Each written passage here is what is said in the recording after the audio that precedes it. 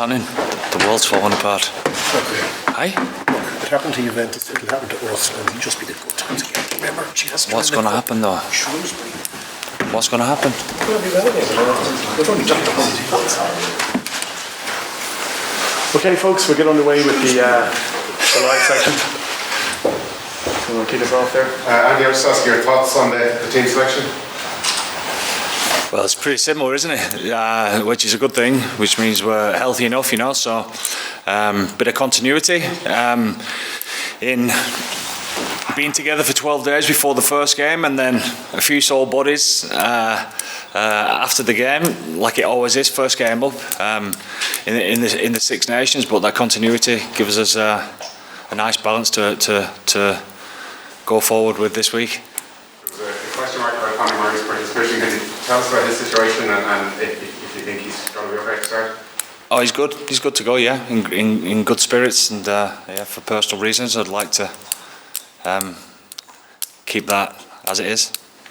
And just in terms of the game itself, you talk a lot about the atmosphere here, being at home and the crowd, and for such a crucial game. How important is that the atmosphere is right, that the crowd is up for the game on Saturday?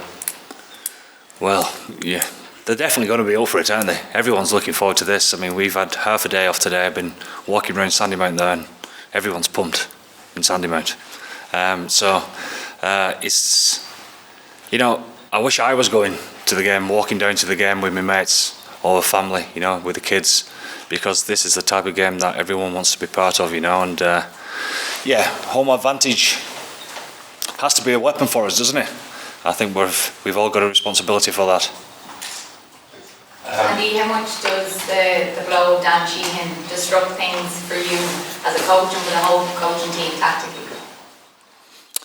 Disrupt? It's not nice for Dan. Obviously, he's a fantastic player at the top of his form, isn't he? You know, and so anyone, I suppose, would miss a player in that type of form of what Dan's in at this moment in time. But at the same time, I sound like a broken record at this moment in time. You know, he's great. He's great in the sense that this is exactly what's going to happen down the track in the World Cup. You know, international rugby is only going to get bigger and better, and so therefore it's always going to be about the squad. When you get to the World Cup, you've a smaller squad. You know, there's a 12-day turnaround there, as far as, and rightly so, as far as concussions concerned, HIAs, etc. So you're always going to be numbers down, and you've got to be able to roll with the punches as far as that's concerned. So we're happy with how our squad is developing, pushing each other, competing against each other, and Rob has been always added to our performance. Let's put it that way. You know, so I also think that he can do a good job in this type of game for us as well. And for the other injury blows, is there anyone that was close? I know Farrell was he nearly there? I know he had a calf issue and he was out on the pitch the last day. Was he close to maybe playing this weekend? No. Anyone else that was close? Jordan has progressed really well and done most of the training this week as well. And just for you personally, facing France, since you came in, you faced them 3 times, 3 losses. How much personally would you like to get a victory over the French? Me, I love the way that the French play, so I have nothing personal against the French. You know, but it's another big game, isn't it? It's another big game that we're playing at home, and you know, there's extra spice out there because of what everyone knows. You know, 2 good teams going at it, but it's the second game of the Six Nations, and the other 3 after this one are going to be just as important. Thanks, Andy. And if you look at some of the times Ireland have beat over the last 20 years, maybe it wasn't the French team at the peak of their powers. These are Grand Slam champions. How significant do you think a victory tomorrow, given how good France are, would be for Ireland? I think they're a fantastic team. You know, I was actually speaking to Fabien Galtier at the launch. You know, I've congratulated him on what was. It wasn't just an unbelievable year for him, was it? I mean, he couldn't have done any better. You know, going unbeaten and playing the way that they've played, and you know, I think it speaks volumes for where they're at this moment in time, and I think the coaching staff there and obviously the backroom staff and the players alike have got something really going in French rugby. French rugby in general, I think, is buzzing at this moment in time. We've all seen that. So, but I think what's been very impressive about them is the temperament. You know, they've got a plan A, B, and C, and maybe a D as well. And you know, when things have not been going their way, they've always found a way to win. Certainly over the last 12 months. So in that regard, any type of victory against a side like that is going to be a big performance. James Ryan's going to win his 50th cap. Maybe 3 years ago, Brian Driscoll singled him out as a great athlete, but not necessarily somebody who poses his game physically.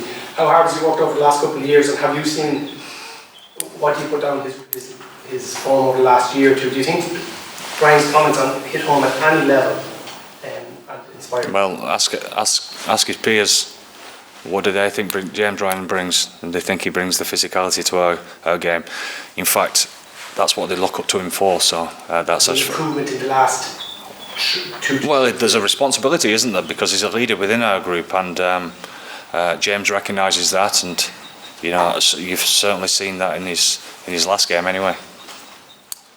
Andy, what was your impression of the French performance last week against Italy? I still see the same dangers all over the park. I still see them being hard, aggressive at the breakdown. I still see them being very good as far as broken field play is concerned. I still see them being aggressive as far as the up and in defensive line speed is concerned. The set piece is still pretty strong, you know. And again, they found a way to win, didn't they? They found a way to win. So we know that after the first game, we expect ourselves to be better, and I'm sure that they will be as well. So we both know the magnitude of the game, so therefore I expect France to be at the best. One of the most impressive aspects of their game is that Sean Edwards came on board with their line speed. How do you counteract that tomorrow? By playing our own game, making sure that we courageous enough to take our game towards them and ask them questions of their defence, and that's the only mindset that you can have, and that's got to be for an 80-minute performance, because to be able to break them down is pretty difficult, but we've got to believe that we can. And you'll come up tactically against your old William teammate Sean Edwards, and of course we now have Kevin Sinfield and Mike Forshall. Those team of coaches from a rugby elite background, what impact do you think all you guys have in coaching in rugby union? It's a good question, you know, because there's something in the water there, isn't there? There's a theme that goes with that. So you know, you have to look deep into it to try and understand it. And I don't know. I think defensive formats in rugby league have been a must for years and years, you know. And I think rugby union going professional a little bit later than that, and you know, rugby league is probably.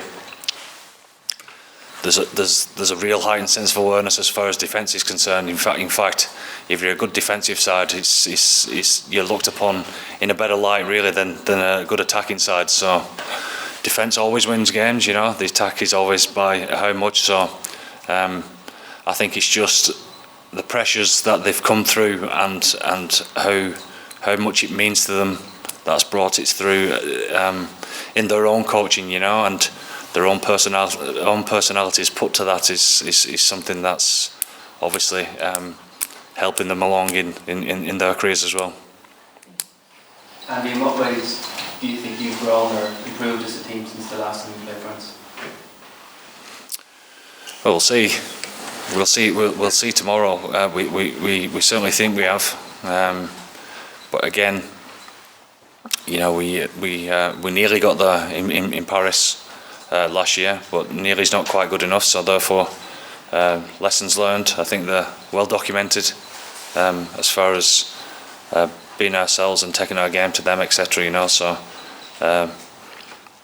transferring that to the field tomorrow is obviously the aim, but the French are going to have a big say in that as well. Okay guys, if we're happy enough, we'll switch into the embargo written word section.